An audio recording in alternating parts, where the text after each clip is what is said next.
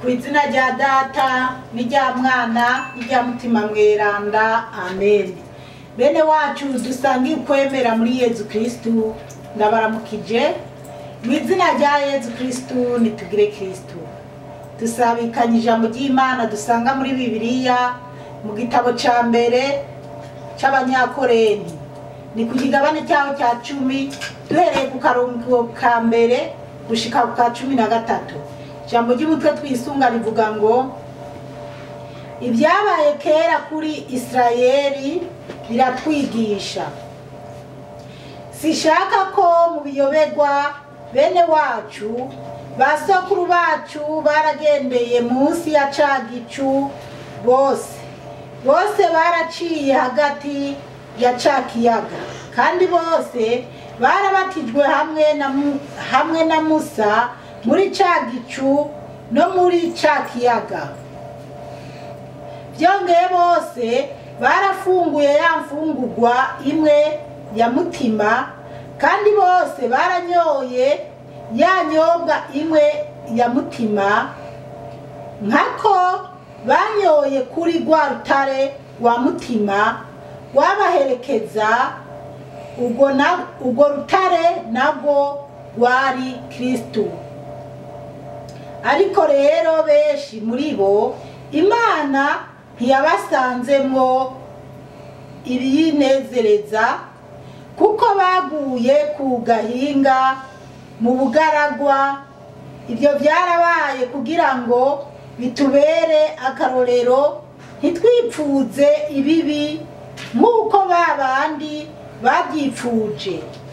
Ntimusenge ibigirwamana nka bamwe muri bo, nk'uko handitse ngo igihugu cari cicariye ukurya n'ukunywa, hanyuma bahagurukira kubyina. Kandi ntitwishinge iby'ubusambanyi nk'uko bamwe muri bo basambanye, maze hakagwa abantu 223 ku munsi umwe. Kandi ntitugeze Kristu nk'uko bamwe muri bo bamugejeje, maze bakamagwa n'inzoka. Kandi ntitwidodombe nk'uko bamwe muri bo bidodombye, maze bakamagwa n'ubutumwe kubahonya. Ibyo byose byabashikiye kugira ngo bitubere akarorero kabi, kandi byanditswe ngo bitubere impanuro twebwe twegereye umuhero. Bimeze uko rero, uwigira ngo arahagaze niyitegereze yoye kugwa. Nta nyosha mbi yabashikiye irengeye amagara y'umuntu. Imana ni mudahemuka, ntizokunda ko mugenzwa n'ibiruta ibyo mushobora, ariko kubyerekeye inyosha mbi izobacira icanzo ngo mubashe kuzirinda. Bene wacu muri Yezu Kristu, iri ni ijambo ry'Imana. Dushimiye Imana, haleluya, amen. Bana b'Imana, muri iki gitabo cy'Abanyakorenti, mu gitabo ca mbere c'Abanyakorenti, ijambo ry'umutwe tugiye kwisunga rivuga ngo ibyabaye kera kuri Isirayeli biratwigisha. Ibyabaye kera kuri bene Isirayeli biratwigisha. Ubwo rero nahawe nanje kuraba nyimba koko bitwigisha, hari icyo turi bubikuremo. Ubwo reka tubizirikane. Akarongo ka mbere karavuga ngo sishaka ko mu biyoberwa bene wacu basokuru bacu baragendeye munsi ya ca gicu, bose baraciye hagati ya ca kiyaga. Uyu ni Pawulo, umutumwa Pawulo yari karandikira abikorenti. Rero yari karabaha impanuro, kandi nimba yabyandikiye abikorenti uyu munsi biraba twebwe n'abikorino nyene biracyabaraba natwe biraturaba hari naho tugera hagati bigasobanuka neza uko tubona ngo ibyabaye kera kuri bene Isirayeli biratwigisha rero biratwigisha batubwira ko basogokuru baciye muri cya kiyaga cyangwa se barabatirijwe no muri icyo kiyaga no muri ya nkingi y'umuriro igihe bariko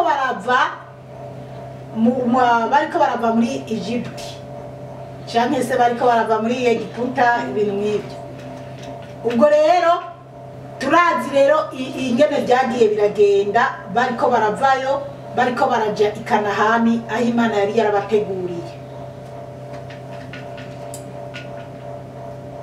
karongo ka kabiri kavuga ngo kandi bose barabatijwe hamwe na Musa muri ca gicu no muri ca kiyaga ngo bose barabatijwe ngo na Musa nyene bari kumwe muri ca gicu ya nkingi y'umuriro yazigenda ibamurikira kugira babashe kugenda kugira ngo abo kwa Farawo nibabegere ngo babice batarashika iyo bariko baraja Imana yabashira mu nkingi y'igicu igenda ibamurikira mu ijoro bakagenda ku matara meza bakagenda hameze neza rero ngo barabatijwe hamwe na Musa kubera cya kiyaga gitukura cyane cya kiyaga baciyemo abo muri Egiputa bakagihoneramo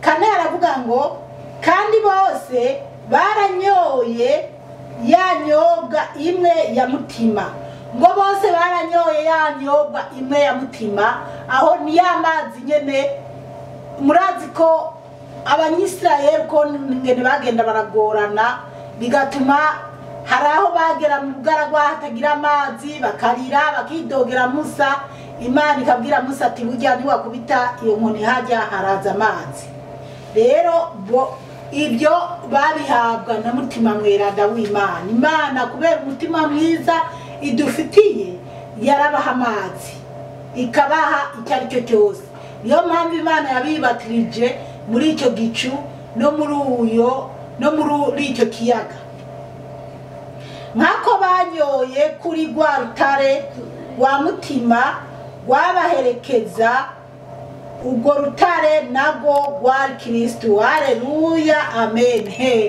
bana b'Imana urwo rutare rwari Kristo ubwo rutare baratubwiye mu mutima hano baratubwiye ngo ubwo rutare nago rwari Kristo Yezu Kristo ubwo rutare yari Yezu Kristo mutima ibyo mana bariye ibintu Imana yagendera barosa wari mutima mweranda w'Imana yari Imana umutima wayo wuzuye impuhwe n'urukundo yabagaburira aho bageze hose n'ubwo bagenda baratera imigere batukana gatanu hakavuga ngo ariko rero benshi muri bo Imana ntiyabasanzemwo ibiyinezereza kuko baguye ku gahinga mu bugaragwa Imana yo mwijuru dutabare cyane umva rero bana b'Imana kandi iki gisomwa kiraryoshe tukibonamwo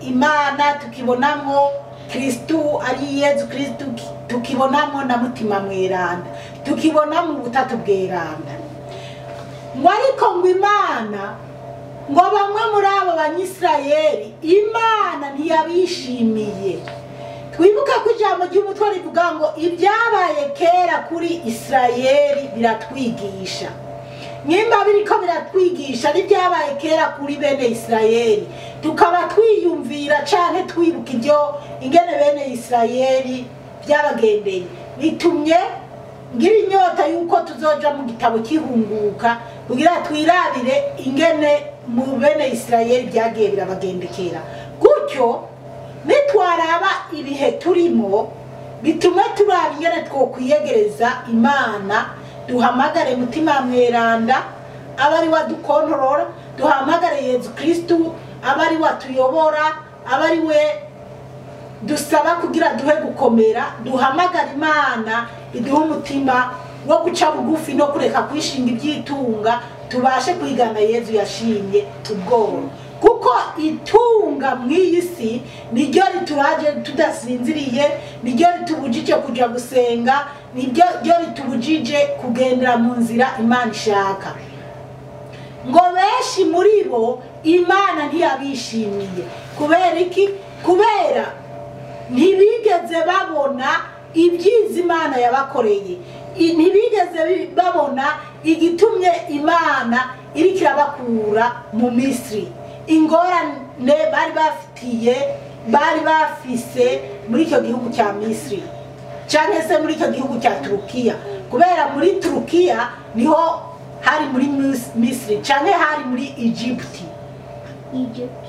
ubwo rero amafuti Imana yarabye ingorane bari bafitiyeyo Imana irabakurayo mugabo ntibigeze babona ibitangaza Imana yakoreye muri Misiri kugira ngo bace bugufi bubaha Imana bagumye bagarariza bituma Imana itabishimira murumva umuntu naho yoba yarabatijwe naho yoba yarakomejwe muri mutima mweranda arasubira inyuma aragendera mu bikorwa bibi bigatuma Imana itamwishimira rero nitwishimire ko twabatijwe nitwishimire ko twakomejwe muri mutima mweranda kandi kumbure tudahagaze neza na cyane cyane murazi ko haniyo bamwe bavuga ngo kubatizwa mu mazi menshi niyo batisimo abandi ti bajya ntibabatizwa cyangwa ntiba ariko hano twumvise ingene abanyisirayeli bose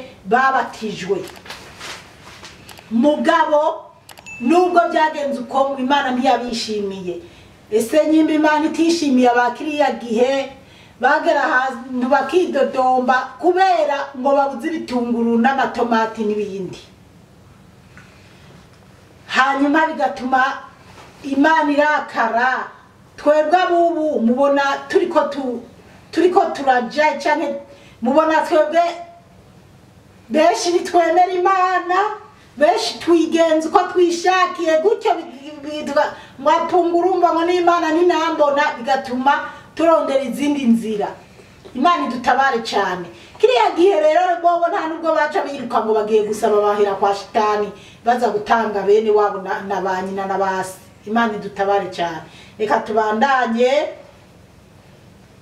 gatandatu ibyo byarabaye kugira ngo bitubera karorero ntitwipfuze ibibi nkuko babandi babyipfujije murumva abana b'Imana ngo ibyo byarabaye kugira ngo bitubera karorero ntitwipfuze ibibi nkuko babandi babyipfuje babandi b'Abanyisirayeli bipfujije gukora ibibi none twebwe twumva umuntu ninaza ngaha niko ndasoma ndabigisha ati nukuri wemeye unyemeye ndamusengera karonka imodoka ndamusengera akajiburaya abantu bonkunda pe je ndaza abantu bamwe ntibankunda kubera nta atawe manurira kujiburaya canke kuronka amangazini n'ibindi kandi dutabare cyane nshuti yanje ibyisi bitera umugongo wubaha Imana usenga Imana ibisigaye Imana izobikuzanira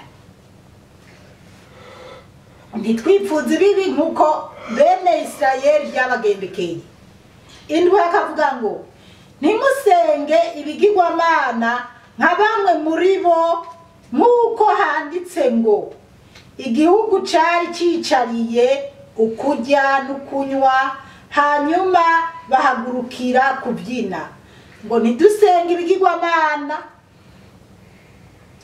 ngo nkuko handitse ngo igihugu cari cicariye ukurya n'ukunywa hanyuma bahagurukira kubyina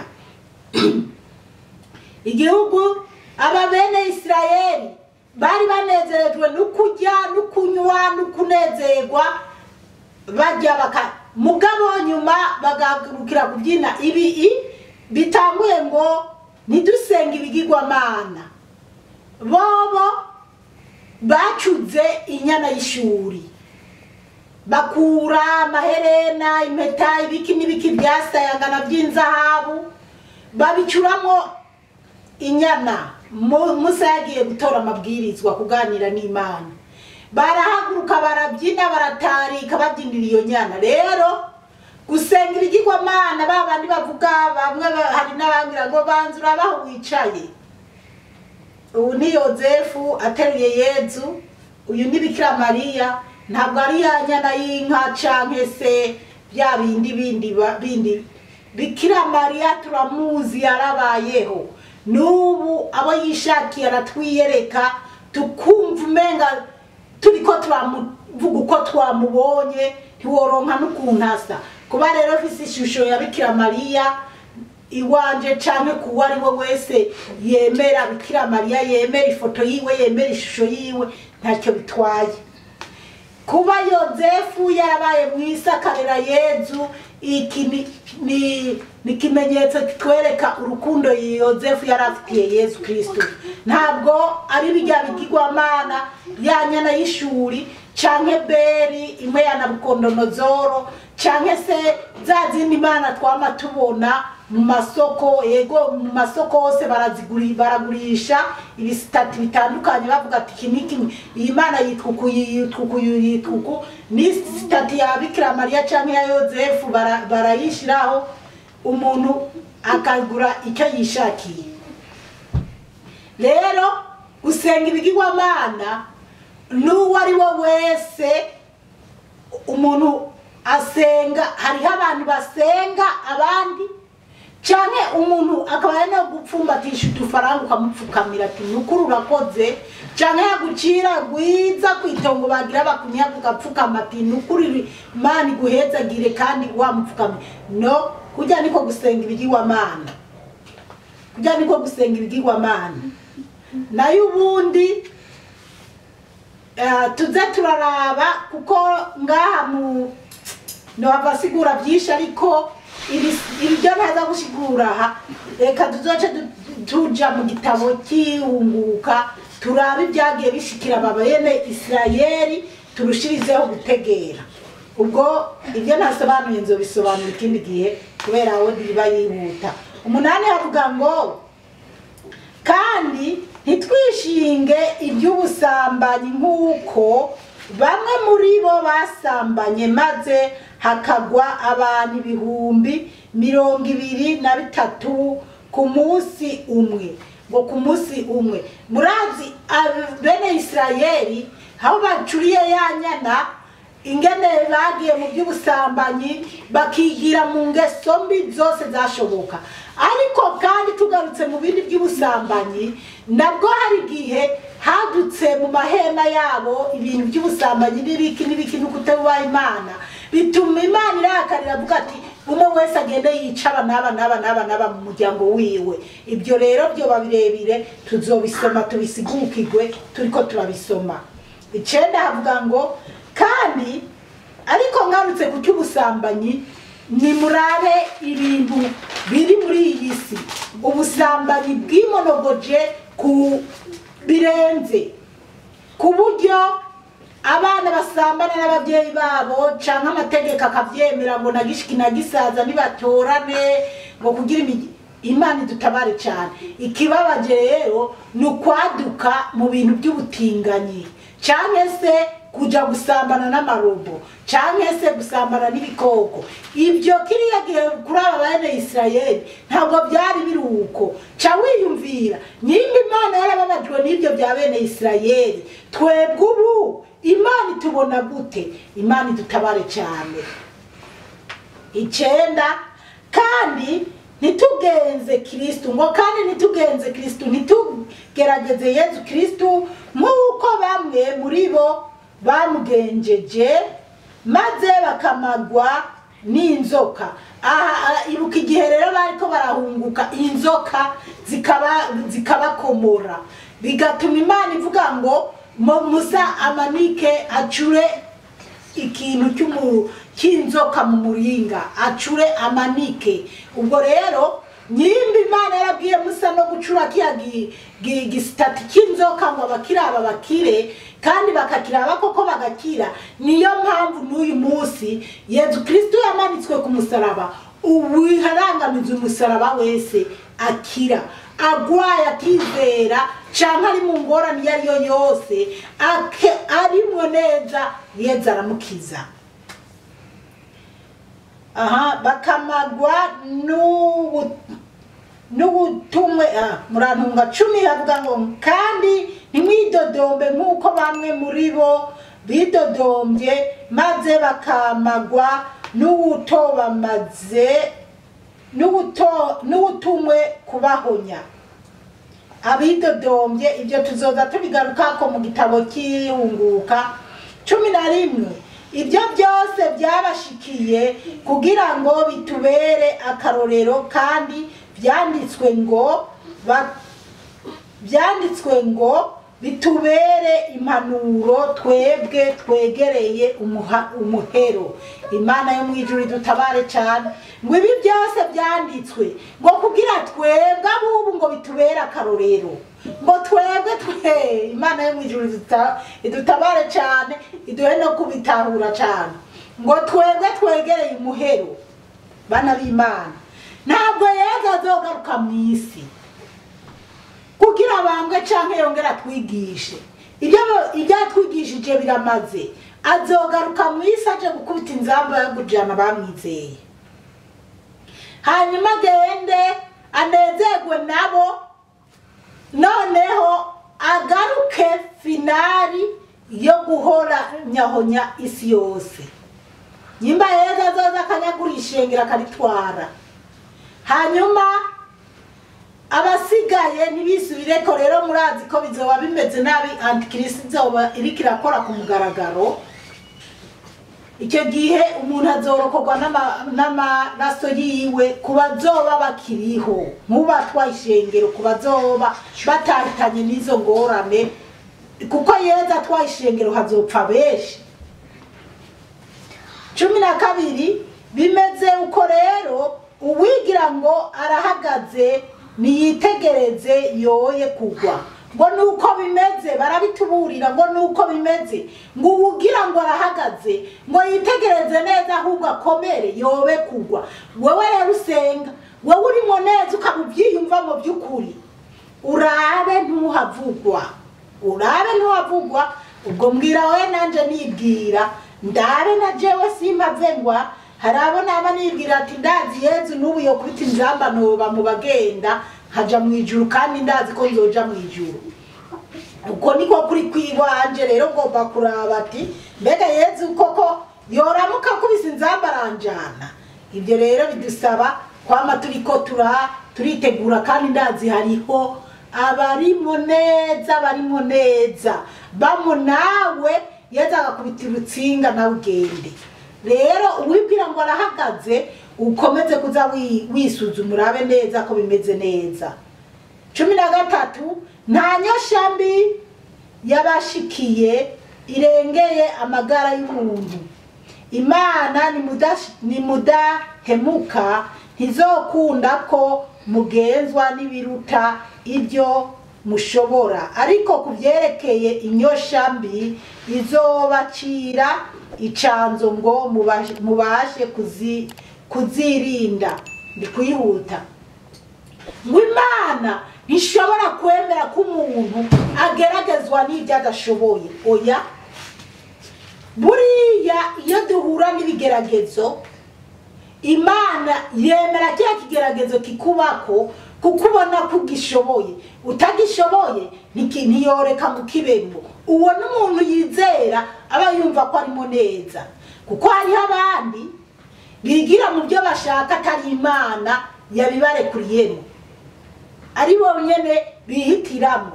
Kandi bana baratubwira ngo umubiri w'umuntu niwo ukosha umutima wawe.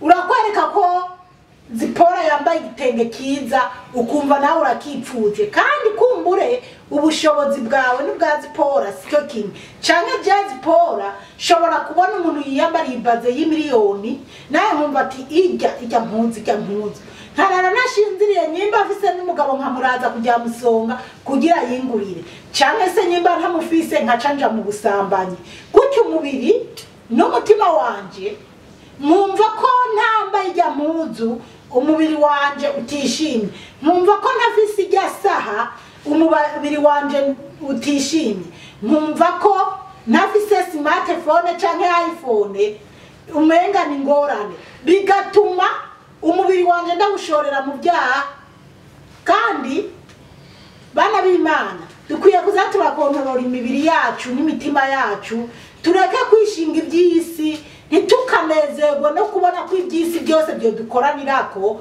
na Yesu yaricishije bugufa aba mu ngorane aba umukene kandi yarinye n'ibi byose ntiduhahamira iby'isi ahubwo duhahamira iby'ijuru umukama Imana bahezagire cyane mwarahezagiwe n'Imana ku izina rya Data n'irya Mwana n'irya Mutima Mutagatifu amen.